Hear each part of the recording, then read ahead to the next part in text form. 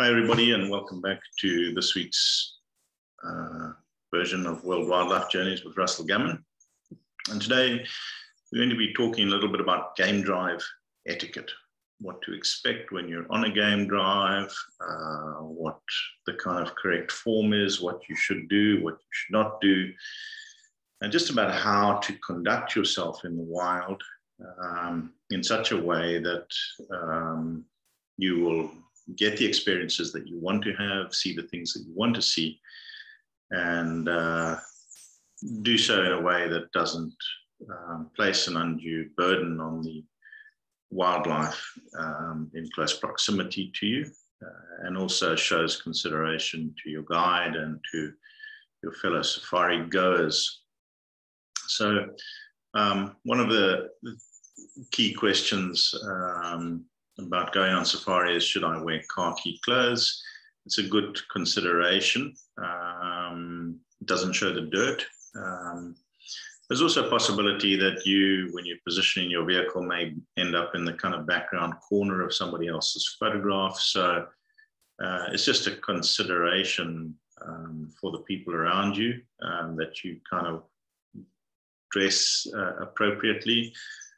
The colors that show up very clearly are white, obviously, and the animals use that as a danger signal themselves. So we do discourage people from wearing white or very light colored clothing. Kind of neon bright clothing tends to show up very clearly to the human eye. So if you are in the back of someone's photo, it's probably not going to enhance their photograph. But it also makes you quite attractive to pollen feeders like bees and that sort of thing.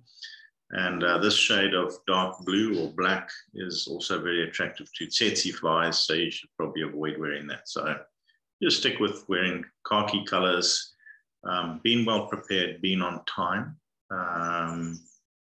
Obviously a safari is not a cheap endeavor, and for the most part, you're going to be sharing your game drive facilities with other people. And it's just a point of consideration that you show up on time, which is kind of 10 minutes before departure, that you're ready to go, that you have everything that you need, that you're appropriately prepared. That means that your camera batteries are charged, you've got all of your memory sticks and all of your memory cards for your camera, all of that sort of stuff, that you prepped and ready to go. You've been to the loo and you're ready to hit the road with everybody else. So nobody's holding anything up. Okay, so then we get into the game drive vehicles. Now, in different parts of Africa, game drive vehicles are configured differently. In Southern Africa, they're quite open, meaning that it's basically like a pickup truck with a football stand bolted to the back. So you've got a kind of staggered tiers of seats, and everybody's kind of sitting in there as you go along your safari. It's typically a fairly comfortable type of situation. The one thing I will tell you is that with the vehicles, the closer you get to the center between the back and front wheels, the less the vehicle, or the less you're going to feel the vehicle pitching. So if you're in this back seat, which everybody always grabs because they think it's going to have the best view, you're also going to have the toughest ride, because it's going to be, basically it's the law of levers. The higher you are up and the further away you are from that center of gravity, when the vehicle moves, the more exaggerated your movement is going to be, sitting right up the back. So if you have a pre-existing condition with your back where you need to be careful, then the front tier of seats closest to the driver is actually going to give you the smoothest ride. And in fact, the smoothest ride of all is the front seat next to the driver. It doesn't have such a great field of view, but it is going to give you the smoothest ride. So if you've got a pre-existing spinal condition that you need to kind of nurse through the safari, please tell your guide about it so that he knows about it first of all. and then choose an appropriate seat in the vehicle. Typically, we encourage people to rotate, so everybody sits in different seats anyway. There is a trick that you can do if you are sitting in that back seat, which works very well. And I'm just going to turn sideways onto the camera to demonstrate it for you. Because if you're sitting back in the vehicle like this, just laying back in the seat, every time the vehicle pitches forward, the seat is actually going to throw your body forward. And every time it pitches from side to side, if you're laying back in it, it's going to pitch you from side to side. So the thing to do is to actually, usually there's a bar on the floor that you can wedge your feet into. And what you want to do is sit forward like this, so there's space between your back and thing. So you're sitting very, very upright, but the base of your spine and is kind of, you can then extend your feet and wedge your backside into the bottom of the seat. And then you kind of you tighten up the muscles of your trunk and you hold your body upright. And now as the vehicle pitches, it's more like, let me put it to you this way. There's a reason why saddles that they put on horses don't have a backrest. And that is because as the horse pitches forward, if there's a backrest, it's going to throw you forward. So you're then sitting more like you would be sitting on a motorcycle or on a horse, that when the vehicle underneath you moves and pitches forward, you're not going to go flying forward because you're able to kind of just keep your upper body moving independently of the way that the vehicle is moving underneath you. And I promise you, if you follow that piece of advice, it exponentially will increase your level of comfort as you're driving along. Now, the guides will typically take it fairly easy, but occasionally there's something going on at the other end of the park and they're just trying to get you there. And as a guide, it's a real challenge to kind of drive as, you know, as quickly as you need to get people to where they want to go so that they can experience the things that they want to experience, but at the same time, you know, give them as smooth a ride as possible. And most of the guides are very, very good at doing this. If you do find that you're getting pitched around a little bit too much, feel free to just speak to him and just say, hey, listen, can you just slow down a little bit? The road is very rough and we're kind of flying around back here because, you know, for him, he's sitting low down. He's very close to that center of gravity. He's got a steering wheel to hold on to. So he's not feeling the bumps nearly as much as the guys in the back seat. But you can mitigate that by just planting your feet on that bar, pushing your lower body back into the seat and just tightening up your core muscles and just kind of hold on. I always used to use that as an indication as a guide. You know, as soon as I saw people holding on, I knew I was driving too fast. But yeah, sometimes you've got to try and get to where you're going, and it's a little bit tricky. So now, from the guide's perspective, guides are trying to do something very specific, which is to get you guys into a position where you have the closest possible encounter with the wildlife. And to do that, they are using all of their experience. So essentially, this is what happens is as you're driving up to a sighting, and quite often your guides will turn around to you and just kind of settle you down and say, hey, listen, guys, just, you know, I'm going to try and get us as close as I can to the lions, but just, you know, just try and keep the noise levels down in the vehicle, et cetera, et cetera, et cetera. And basically what he's going to do is he's going to drive slowly and he's going to inch in there, and he's going to inch in there, and he's going to inch in there. And he's watching those animals and reading their body behavior. And he's going to get as close as he possibly can until he reckons they're on the very point of moving away, flight, of getting up and moving off. And at that instant, he's going to kill the engine and stop the truck. Now, that animal is poised on the absolute verge of flight.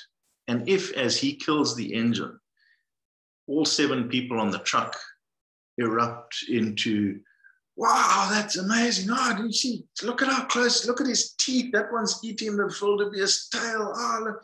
You know what's going to happen? Those animals are just going to bolt, and they're going to move away from you. And the only photos you're going to get are of the back end of the animals as they disappear into the long grass. And your guide is going to want to break down and cry. So bear in mind, you know, this is the disconnect, is we're rattling around in this Land Rover, which is making an incredible amount of noise and chaos. And you just think to yourself, you know, there's just no way that we're going to sneak up on anything. And you're not.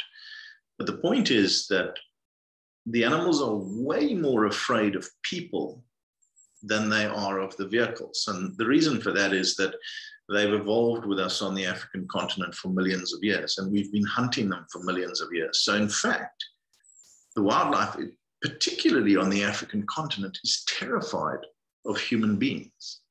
Now, that just doesn't seem to make any sense to us, but it is a very real reality.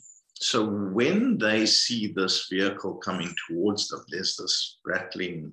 And I mean, if you consider how acute their sense of smell is, the smell of gasoline and diesel oil, and I mean, and our insect repellent, and I mean, it must just be a full-on, you know, assault on their senses. But if in the instant that we stop, we all start babbling like a horde of hungry hunters. You know, they know what excited humans sound like. They have a genetic memory of being hunted by us. They know that sound, and it strikes absolute terror into them.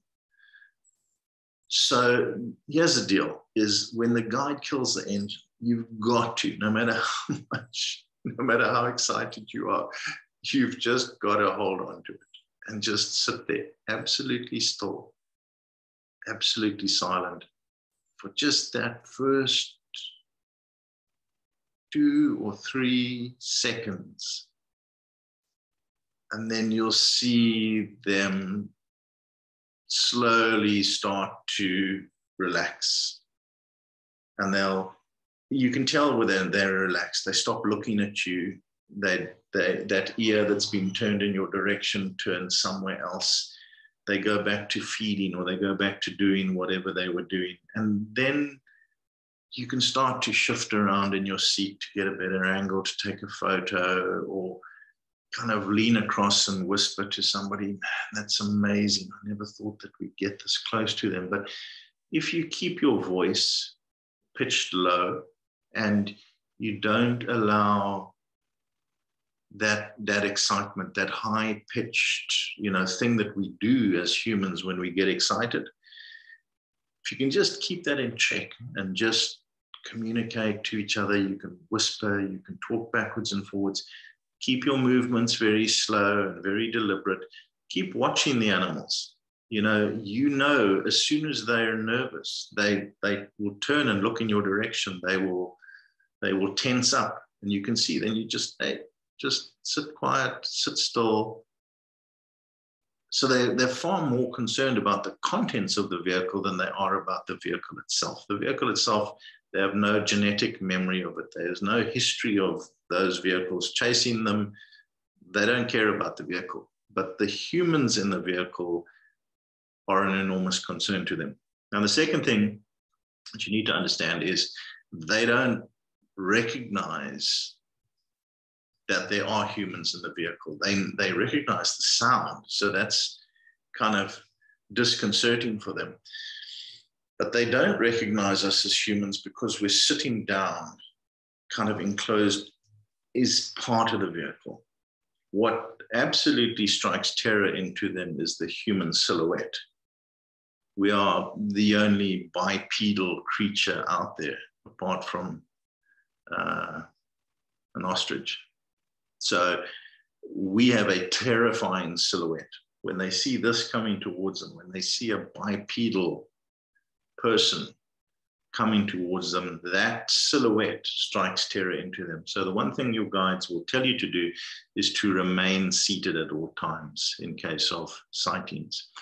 As soon as you stand up, especially if you're close to lions, they will have a heart attack, because it's like you've appeared out of, it's like a magic trick, you know? You weren't there and now suddenly you're right there, right next to them, and they will react to you. And it will not be a positive reaction. They're going to get a terrible, terrible shock when they suddenly figure out that there's a human that close to them. So it's very important that you keep your silhouette from being this. Now that can mean that if you're in the back of the vehicle, you can't really see what's going on. You can kind of stand up a little bit if there's a seat in front of you that's obscuring your silhouette. But just talk to the guide about it and watch the animals around you, and keep your movements slow and deliberate. Keep your tone of your voice very calm and deliberate. You can talk amongst yourselves, you can whisper backwards and forwards, but anything that's going to startle them, any sudden movement, loud noise, anything like that, you really need to avoid. And then you can have a great game viewing experience with those animals. They're not going to run away from you. They're not going to try and jump in the back of the truck either, which is another fear that people have. But typically, if the animal has an issue with the presence of the vehicle, the issue is with the vehicle itself. Again, they don't recognize that there's a person inside the vehicle. So and it happens on very rare occasions, if there's an elephant or something like that that takes exception to the vehicle being there, it'll bash the vehicle. It's not going to bash a person in the vehicle. It's not going to go after a person. It's going to go after the truck itself. As I said, it happens very, very rarely, but in the odd instance that it will happen, that is what it will look like. Okay. It goes without saying that we don't discard things in nature. So any kind of plastic or piece of paper or anything like that, wrapping, if you unwrap a battery or something like that, or you have a soda or something like that, all of that trash stays inside the vehicle. You can either just drop it on the floor if it's a piece of paper or something like that, or tuck it into the seat pocket in front of you. But we don't discard anything outside of the vehicle. We try to create as little disturbance as we can as we drive along. And certainly we should pick up any trash that we do encounter along the way, although in some national parks it's virtually impossible to do so. But this is really what you need to know about being on a game drive. Your guide is a great source of information. It's very difficult for him to talk to you while he's driving. So if you happen to be sitting in that seat right behind the guide, and he's giving people information, if the people in the back can't hear, just be like the broken telephone and kind of pass the message back to them. If you hear what he's saying, sometimes difficult for the people in the back to hear what he's saying. But you must also appreciate that guy is driving the vehicle. He's trying to spot for wildlife. He's driving as smoothly as he can, so he's got to watch the road. And he's trying to entertain all of you as he's driving along, which is a tall order, especially trying to make himself heard and understood by the people in the back tier of the vehicle. So some of the guides are very soft-spoken, and it doesn't really work to talk to them while they're driving. But there will come times when, you'll find you come upon a sighting, you'll be sitting there, and And then you can say to him, hey, George, you know, back there, I saw this tree that was like this and this and this. What do you think it was? And it's then easy for him to answer those questions. At the same time, if with the positioning of the vehicle, if you're not happy where he's positioned you on a sighting, you can ask him to move. Bear in mind that different national parks have different rules about driving off the road. So he may be very limited in how he's able to position you. But I do find that when it comes to photography, they have a limited kind of understanding of, you know, what goes into the composition of a good photograph. So you should feel free to just ask him, hey, listen, can we move the vehicle, you know, 20 yards back to where we were? There is actually really nice. But if you're going to do that, explain to him why, and explain to your fellow guests why, and just say, look, you know, there's actually a really nice photo here that you guys might also want to get. If you see, look, if you can frame it with the tree, and you can put that stick on the left-hand side, this on the right-hand side, just kind of communicate with everybody, you know, what it is that you've seen or what it is that you're trying to achieve. Typically, everybody's more than happy to indulge you, especially if you're sharing with them some expertise that they're going to get a better photo out of as well. Typically on game drive, the refreshment stop will happen at some point, and there's usually a chance to use the bush loo. You're very lucky if you're on safari. Every tree is a lavatory.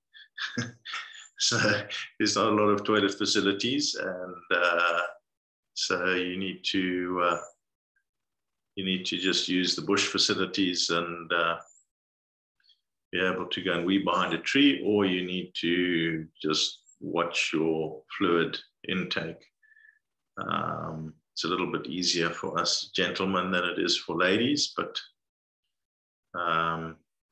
that's kind of what being in the bush is all about. Your guides will carry with them refreshments, which you're welcome to ask for at any point in time. And the other thing that you should kind of wrap your head around is that guides don't have the best vantage point to spot game from. So you can really entertain yourself by kind of becoming a spotter and trying to spot wildlife. And there is kind of an art form to this that over the years, when I've been trying to teach people how to do this, I have kind of figured out what's going on in my own brain when I'm looking for wildlife. And so there's a couple of things that I'd like to share with you. So the one thing is that as guides, when we're driving along, we don't look for animals. We just don't, because you're never going to, you know, if there's an animal where you can see the whole animal, everybody's going to see that. So I don't look for animals when I drive along. I look for little pieces of animals. And, you know, when I stop to analyze what it is that I'm looking for, actually, what it is if you look at the bush, this is what the bush looks like. It's 90% vegetation, and vegetation is always vertical. And then 10% is animals, which are horizontal. So the flat of an animal's back is a straight horizontal line in a sea of vertical lines. So what I'm doing as a guide, trying to spot wildlife when I'm driving along, is one of the things that I have noticed when I talk to guides is, you know, those puzzles that they show you on Facebook, where it's like a whole bunch of 8s and then 1 6. You ask any guide about those puzzles, they all can do them like this. Just that pattern differential, where there's a break in a pattern, jumps out at anybody who spent any amount of time in the bush looking for wildlife, because that's a part of our brain that we exercise all the time. So those pictures that came out a couple of years back where, you know, you looked at them and looked at them and looked at them and they were one type of picture, and then suddenly you saw something else. You remember the pictures that I'm talking about? Now, what happens in that instant is not that your eyes see something different. Your eyes are seeing exactly the same thing. The thing that changes in that instant is the way your brain is interpreting what your eyes are seeing. And so this is what guides are trained to do. They are trained to see a break in the pattern. So the way that I do this is I drive along, and one of the things that you have to do is just develop this kind of algorithm in your brain where you're discounting all of the verticals and you're looking for that one little horizontal line.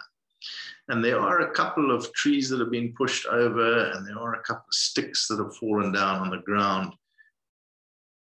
But there's that short horizontal line. So the long horizontal line is a tree that's been pushed over, but a short horizontal line at a certain height off the ground, that's what I'm looking for.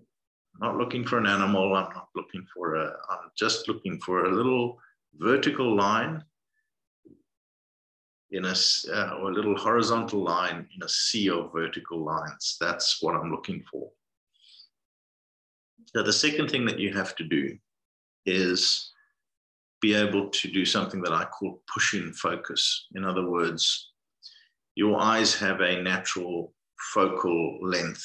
The lens is shaped like this, and you have a muscle at the top and a muscle at the bottom. And by tensing that muscle or relaxing that muscle, so your lens goes from this to this and back to this. Now, when you're not using your eye muscles, your lens is naturally focused at about 2 meters away. That's the natural resting place for that lens. So as soon as you look at something further away, you're actually physically exercising your eye muscles to deform the lens to make it look further away. Now, if you're sitting in the back of the game drive vehicle and you're not exercising that muscle, and you're kind of looking at the trees going past, all you're going to be doing is looking at the trees that are, the only thing that's in focus is what's kind of between 5 and 10 meters off the road. Anything further back than that is out of focus because you're not exercising that lens. You're not trying to look further away. So what you've got to do is you've got to basically look for avenues where you can see into the bush, and then push your eyes to focus at that distance. And then you'll look at the brush going by, but your lens is now at the right point to actually focus further away. So you've got to keep trying to push your eyes to look as far into the bush as you can. Look into the distance, look into the distance, look into the distance, looking for that little short horizontal thing that indicates that there's something there. Okay.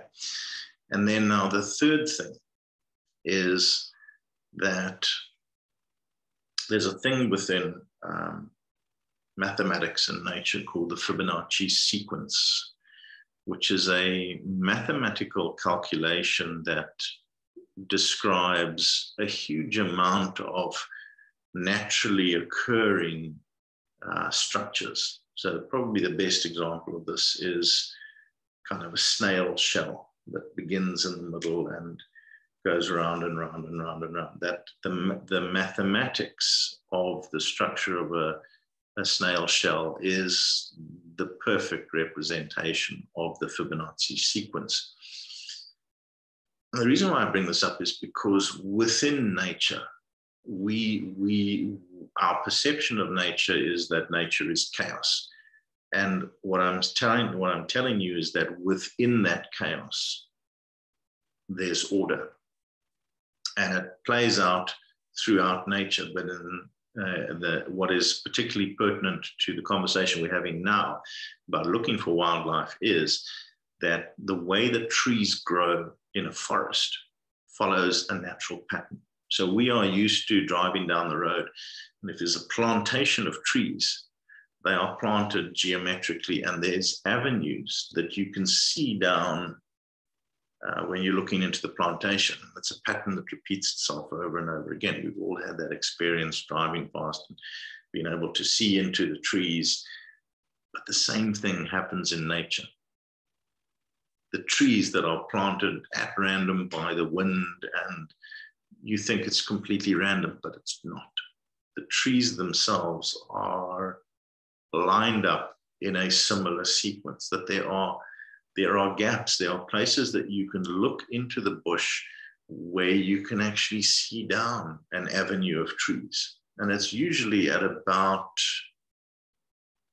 I want to say 45 degrees from your line of travel. If you look at kind of 45 degrees to 30 degrees, there's usually a series of avenues that open up as you're driving along that allow you to push your focus out into the distance. Because the reality, again, is anything that's standing on the side of the road, you're going to see. The animal that you're trying to spot is the one that doesn't want to be seen, that's sneaking off over there. And so you need to be able to kind of push your focus to look into the distance and to look for those little horizontal lines wherever they occur. And then you spot one, saying, okay, what is that? What is that? What is that? And 90% of it's going to be spot something, discard it, spot something, discard it. The point I'm trying to make to you is if you're looking for an elephant, you're not going to see an elephant because you're only going to see a part of that animal. So look for the part that you would expect to see. Now, actually interesting that we mention elephants, because the part that you look for in an elephant is this. Their legs are vertical and their trunk is vertical. So they're the one exception to the horizontal rule. But for most of the animals that you're looking for, you're just looking for that horizontal line where you see it in the bush. Try and push your focus out into the distance. Try and look for the patterns that emerge through the bush where you can see further into the bush. That's where you're going to spot the leopard if you're very lucky. Okay. So I hope that you enjoyed today's presentation on game drives. If you've got any questions or comments, please put them down below. And I look forward to talking to you again next week. Until then, I hope that you stay safe and healthy. And until then, goodbye.